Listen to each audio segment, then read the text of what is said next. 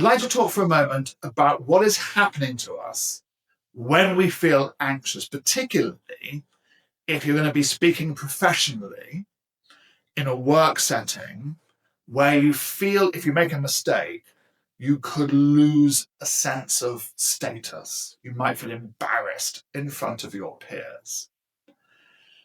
Being embarrassed in front of our peers, this is a big problem. It goes back a long way in our history. If we rewind many generations, our ancestors used to be in ordered societies where it might be so extreme that the people at the top of that society would get to eat, and those towards the bottom might starve off.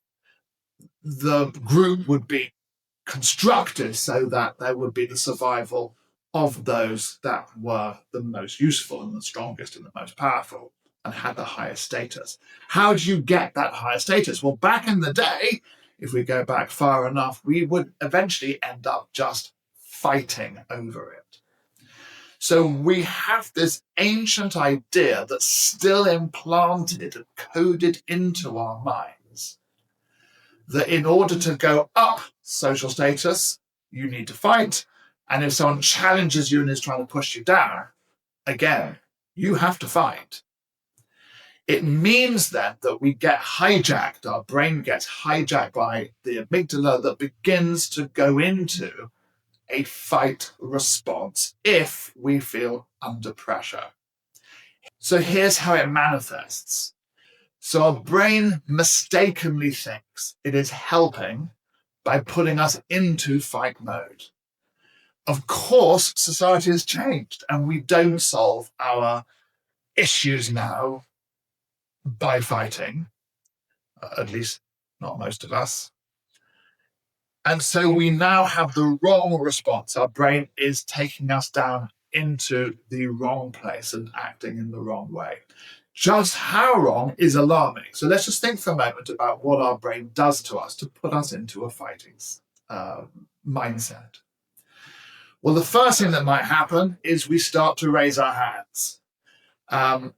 When we're thinking about fighting, we will need to have our hands much more at eye level. So people who are stressed their hands become more active and they get higher.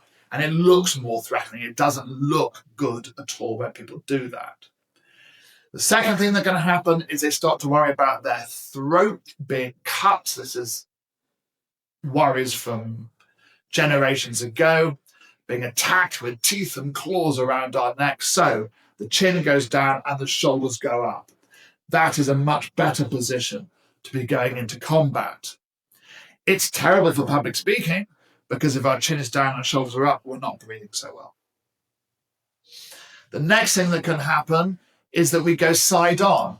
We go side on because if you hit me there, it doesn't hurt. But if I'm front on and you hit me anywhere, all the important stuff is front on. So we protect it a little bit and we go side on. We're also much more evasive with our eye contact.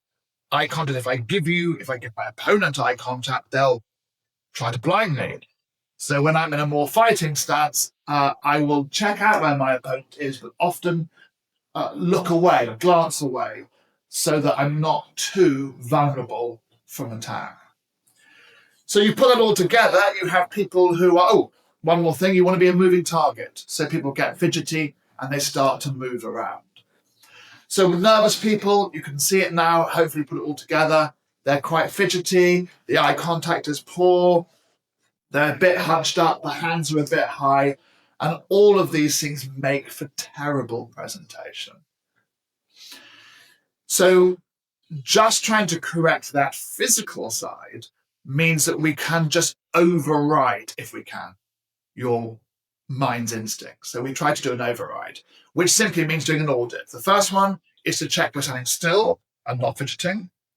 The second one is to make sure that chin is at least level, maybe just fractionally above the level, and that the shoulders are back and loose. And then that's a much better stance, and it isn't a fighting stance, it's a communication stance.